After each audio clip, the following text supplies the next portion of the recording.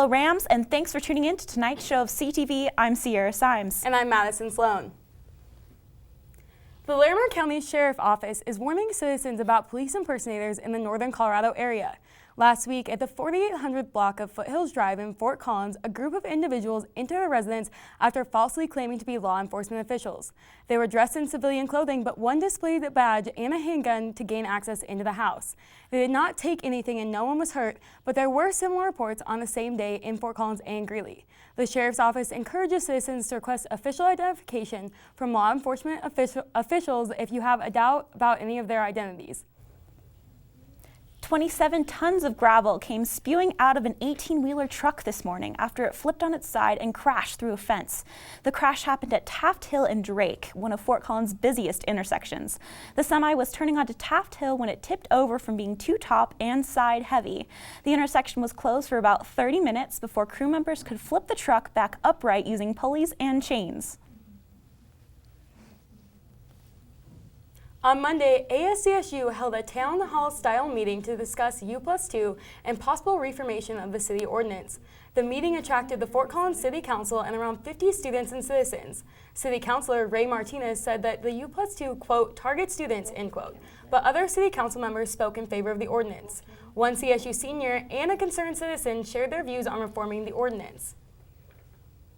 However, I say this not because I want U+2 to be abolished, but because I think there needs to be reform, because U+2 represents a prime scenario where landowners or people who want to take advantage of students and drain them of money can. Get to a point of saying, we can do things. If you believe you can change things, you can change them. If you don't believe you can change them, if you believe you're powerless, you will be. A master's student in chemical and biological engineering at CSU is a finalist for a national award, but not for putting her nose in the books, but for lending her ear as a DJ for KCSU. The broadcasting award is for best regularly scheduled program, for what she does differently than any other DJ. She's just a regular student at CSU, except every Saturday afternoon, Laurel, or DJ Alchemy as she's known to her listeners, plugs in and tunes up for her set on 90.5 KCSU. Her show is called The History Of, in which she carefully tracks cultural movements and ideas through music. Laurel was inspired to do her show when she watched a documentary called Muscle Shoals, detailing the impact of music on a small Alabama town. And I was watching it and I was like, this is so cool. I think this is really cool. I bet other people would think this is cool. Maybe I should do a show about this. And I've always been a curious person, so there's kind of, I want to know about such and such. When was the cello invented? Why is it that we think the accordion is a funny instrument? Just basic questions and then spin it into a show. Her show is allowed to be recorded and published because it is considered as educational material. My show is, educational, so I think it kind of fits into that gray area, which is just fine with me. The work she puts in every week to make her show unique and educational is why she is a finalist for the national award. You've been listening to The History Of with DJ Alchemy, the award-winning show on the one and only 90.5 KCSU. We're wrapping up the history of the trumpet. With CTV News, I'm Cymes. Laurel's show, The History Of, airs on Saturdays from 11 to 1 p.m. and has been running for just over a year. Colorado State University's gaming population was in for a surprise this weekend when Red Bull sponsored an event for players to interact with one another and to play the video game called Destiny. This past weekend, Fort Collins residents gathered in Newsom Residence Hall to play a video game called Destiny.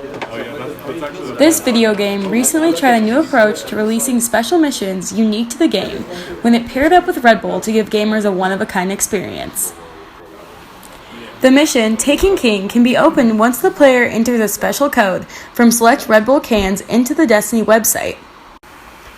Destiny player Alex Dickey explains just why he enjoys this special mission so much. My favorite part about Destiny is the fact that it's made by a company that I respect. I mean, Bungie did a great job with Halo, and to have them come back and create something that allows me to play with my friends whenever I want is really cool. I really like this game mode, the Strike, because I can pick 2 of my friends and we can go bang out a 10-minute mission, and we can just do that as many times as we want. These short missions are not the only reason so many gamers are attracted to Destiny. Gary Jeezy explains why Destiny is such a unique format. Yeah, I think Destiny is interesting mainly because it's never static. You're always able to change what you're doing. So if you don't like something, or if you don't like the way that you're playing, you can change it in an instant. So, and I think that a lot of the reasons that people get bored with video games is because it's the same thing over and over again. And so if you don't like the way you're playing, just go change it. Okay, and these players geared up for a mission to start to form a collegiate league right here in Fort Collins. Later this month, Red Bull will be sponsoring an event called Red Bull Clash Course. This event will pit collegiate gamers against one another in a battle to see who will be crowned king. The winner will be flown to LA to compete in the Red Bull National Headquarters. For more information regarding the upcoming events, log into Facebook and search CSU Destiny Team. It's October 6th, which means you've already missed 2 days of Silver Girls Rollback Menu Special.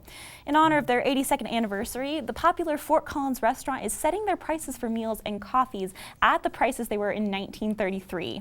5-cent coffees and 30-cent meals are offered all this week, but are only available to the first 82 customers. Lines were out the door last year, so if you're looking to eat for a cheap, you better get up early.